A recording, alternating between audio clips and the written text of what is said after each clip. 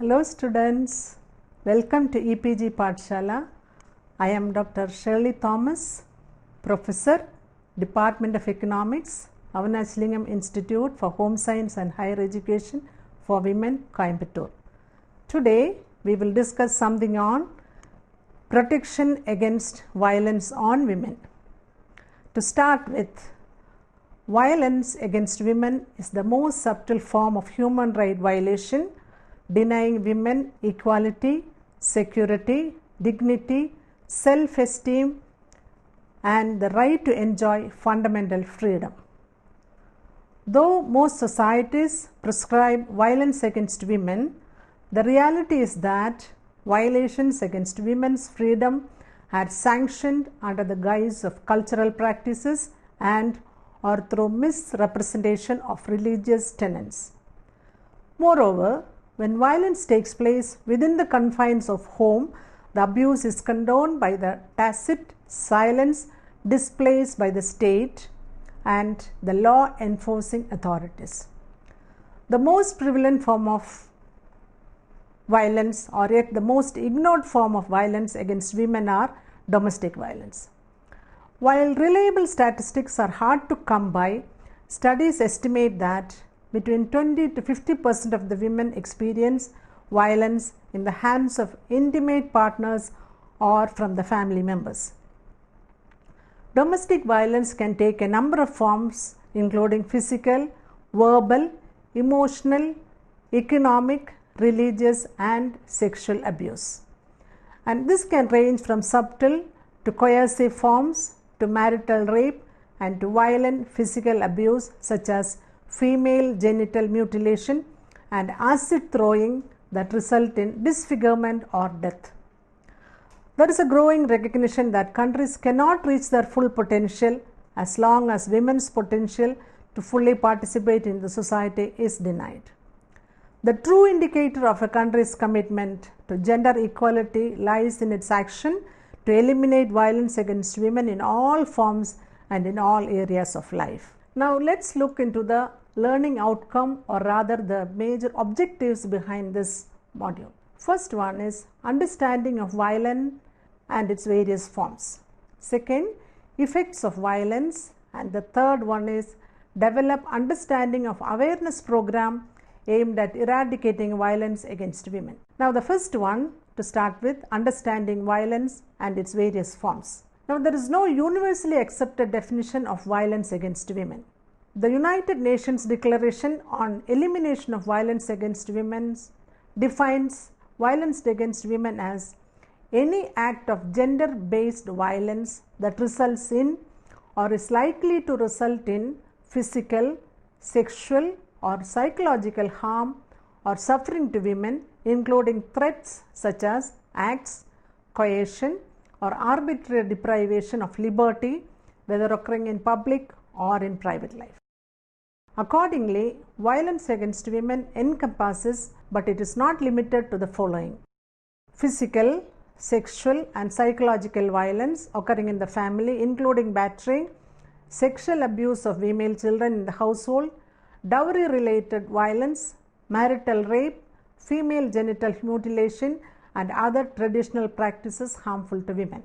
Non-spousal violence and violence related to exploitation. The second one relates to physical, sexual, and psychological violence occurring within the general community, including rape, sexual abuse, sexual harassment, and intimidation at work, in educational institutions and elsewhere, trafficking in women, and forced prostitution. The third type is physical and sexual and psychological violence perpetrated or condoned by the state wherever it occurs. Acts of violence against women also include forced sterilization and forced abortion, coercive, forced use of contraceptives, female infanticide, and prenatal sex selection. Domestic violence include violence perpetrated by intimate partners and other family members and manifested through various forms like physical abuse such as slapping, beating, arm twisting, stabbing, strangling, burning, choking, kicking, threats with an object or weapon, and murder. Sexual abuse such as coerced sex through threats, intimidation or physical force, forcing unwanted sexual acts or forcing sex with others. Then psychological abuse includes behavior that is intended to intimidate and takes the form of threats of abandonment or abuse, confinement to the home, surveillance, threats to take away custody of the children, destruction of objects, isolation, verbal aggression and constant humiliation. Economic abuse includes acts such as the denial of funds, refusal to contribute financially, denial of food and basic needs and controlling access to health care, employment, etc. It should be noted that although the categories above are listed separately, they are not mutually exclusive. Indeed, they often go hand in hand. The family is often equated with sanctuary, a place where individual can seek love, shelter, safety and security. But evidence show that it is also a place that imperils and breeds violence against women and children. Violence against women is often a cycle of abuse that manifests itself in various forms throughout their life.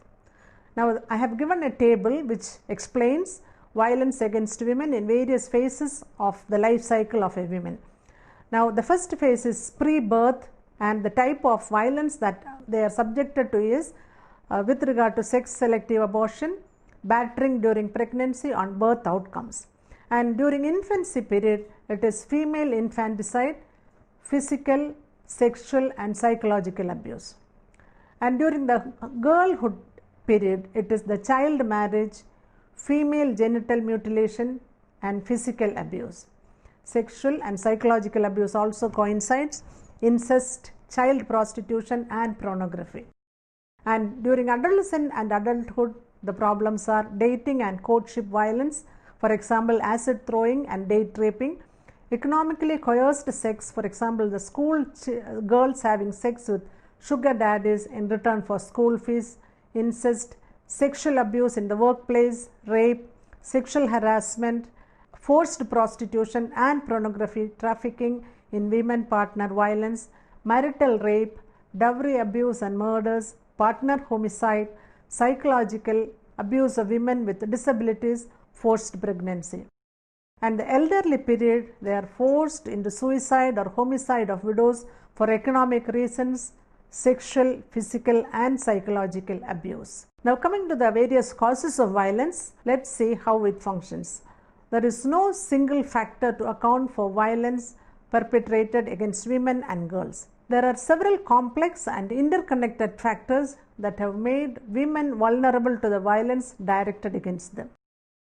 According to Hayes, a research that was done, the following factors are responsible for increasing domestic violence in the present society. They are listed as: the cultural factors include gender-specific socialization, cultural definition of appropriate sex role, then belief in inherent superiority of males, values which give men proprietary right over women and girls, notion of family as a private sphere and under male control, marriage custom which normally is the dowry, then acceptability of violence as a means to resolve conflicts.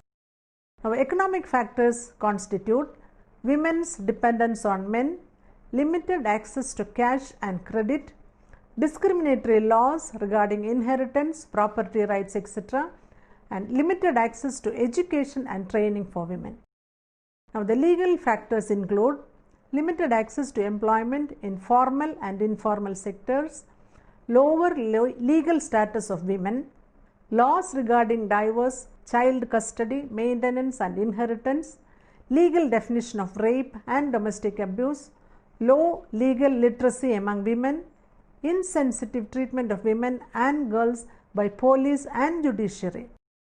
And political factors have the following factors: underrepresentation of women in power, domestic violence is not taken seriously, notion that family is beyond the control of state, risk of challenges by religious laws, lack of organization of women as a political force, lack of participation of women in organized political system. Now the next is consequences of violence.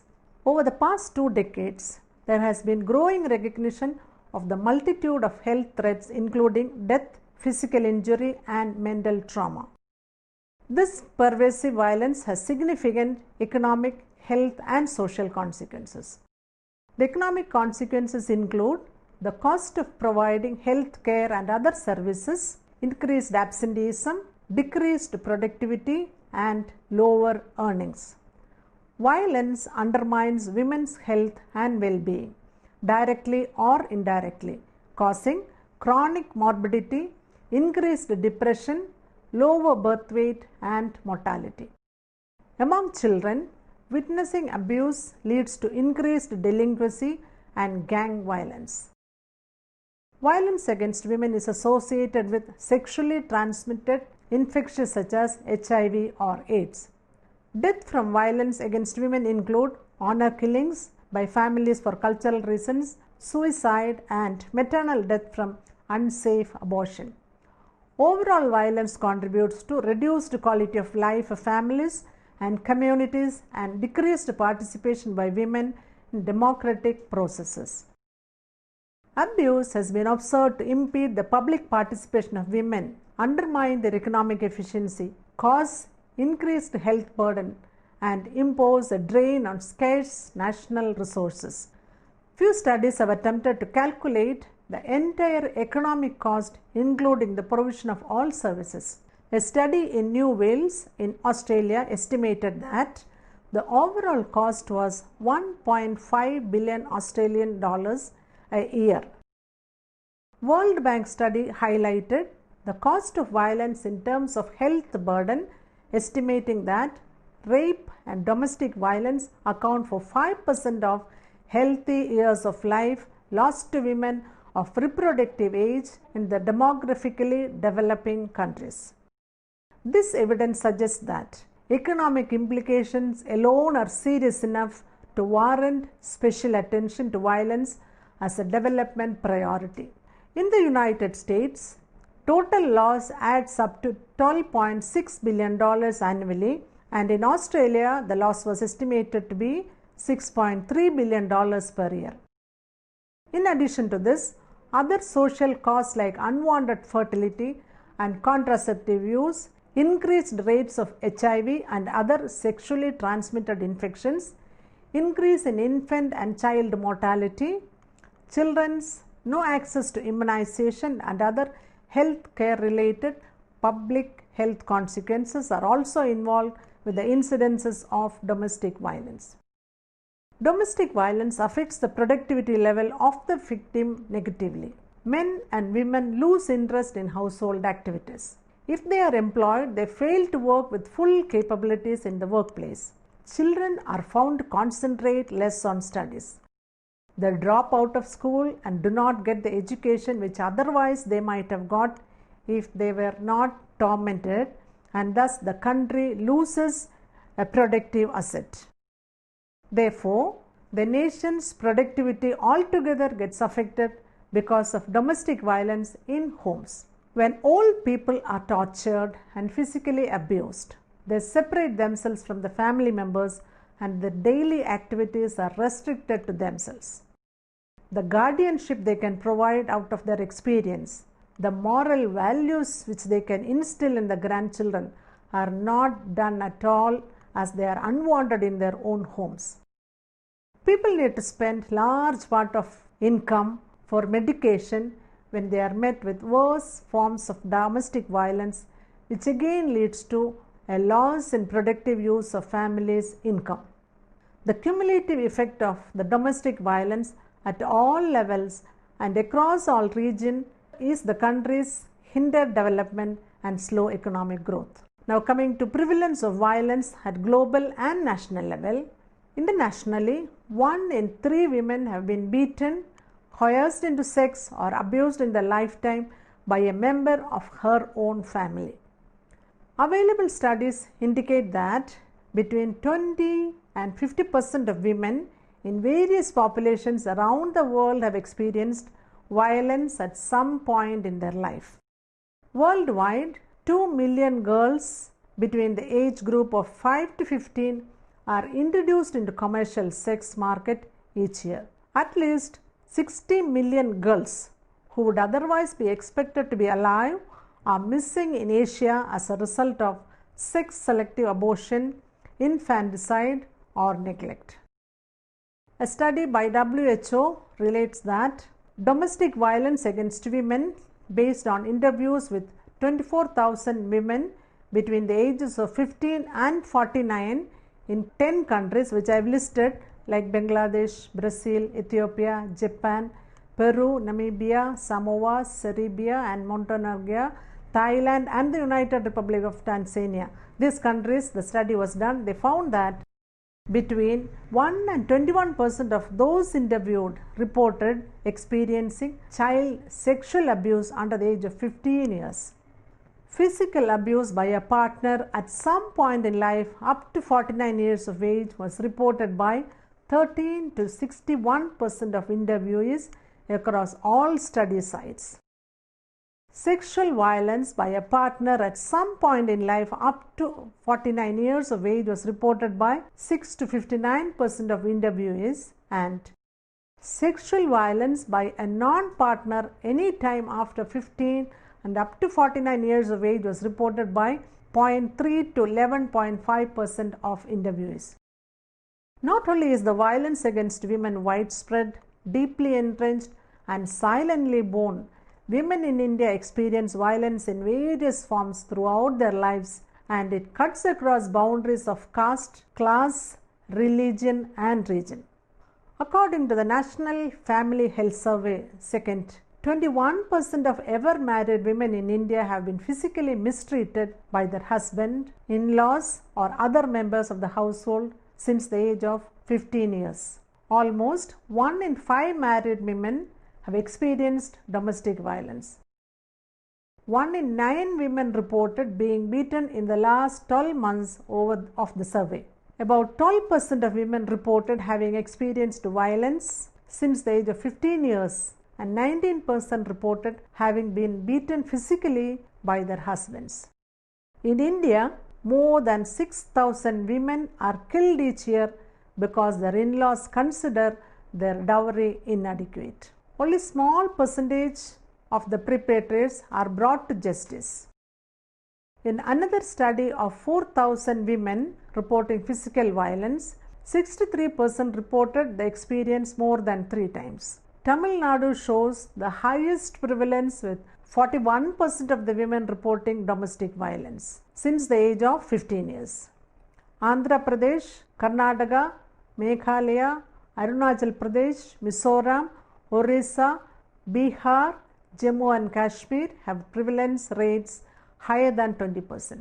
Himachal Pradesh shows the lowest prevalence of 5.8%, followed by Kerala, which is 10.1%, and Gujarat with 10.2%. Now coming to protection against violence. Elimination of all kinds of violence against women requires channelizing simultaneously the attention and efforts of all concerned people and work together. This sensitive issue needs intervention and action at multiple levels, that is state, society and individuals in public and private capacities. At the government level, what can be done? To arrest continuously deteriorating law and order situation. There should be vigilant policing round the clock both in cities and suburban areas, and more women police officers in all police stations. Speedy and time-bound justice is needed urgently. Delayed justice emboldens the spirits of criminal-minded elements in the society who take advantage of the loopholes in law which enables them to escape. Reforming the structure and systems of governmental institutions engaged in the lawmaking and enforcement tasks, which are highly desirable, but it may take a longer time. Now, non-governmental institutions or non-governmental organizations, they can conduct series of seminars, workshops, meetings at different places on various aspects of violence or oppression against women. They should discuss in depth the gravity, the enormity and dangers of continuously deteriorating law and order position, deteriorating human values, self-centered attitude of individuals, and alarming rise in bestial acts against women, which makes it very unsafe for women to move freely outside their homes. Now, media also plays a very dominant role. Media should bring women issues to public domain in a very forceful manner. They can play an important role in spreading awareness.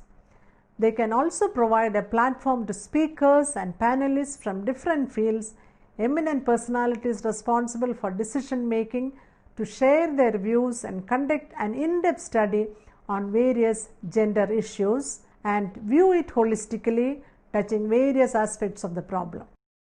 At family level, training for gender sensitization should be imparted within the family. Right from the beginning, all the children should be treated equally without any gender bias. On women's part, women should raise their voice against injustice, create awareness amongst women about their rights, and channelize their efforts by writing articles, organizing seminars and workshops. Irrespective of their social status in society, they should join hands and work in a spirit of unity. They should raise their voice boldly against social evils like dowry, bride burning, female infanticide, etc. Women should exercise utmost vigilance both at the mental and physical level to ensure their safety and security so that no one could exploit them when placed under adverse circumstances in life. They must always be prepared for self-defense by getting training in karate or such other games or whatever it be. Now, social workers should provide merit services to victims and perpetrators of domestic violence, which include counseling and support through shelter programs across the country, individual counseling through private practice settings, court advocacy through country victims service agencies, and social justice community organizing efforts to prevent domestic violence from occurring in the first place. Some of the recommendations that we would like to give: comprehensive and extensive premarital counseling should be given to intending couples on how to manage their marital relationship. There should be public enlightenment through the mass media on the negative effects of domestic violence against women, especially wife battering. Religious leaders too should vigorously teach against marital violence in their place of worship. Youth should be encouraged and taught to distrust and not to imitate brutish treatment of wives around them. Medical professionals, after physical treatment, should refer the victim to counselors and psychotherapists. Punishment given to grievously offending husbands should be publicized so that it can serve as a deterrent to others. To summarize the whole thing, now we have looked at a very sensitive topic, which is violence against women, and this is rampant in spite of all the development that has taken place in India and also outside the world. Now, this issue has to be looked not only by an individual or by the household or by the society or by the government, but it has to be holistic. Everybody should form part and parcel of this serious issue that is taking place everywhere. Now, we as a whole should unite together, join together, pool all the resources, and then if we work towards eliminating this completely, it can be completely uprooted from the society and we can have a very peaceful houses, or the family life would be better when the women are lifted up, and this would be a very peaceful, and India would be a very peaceful country where we can live peacefully. Thank you.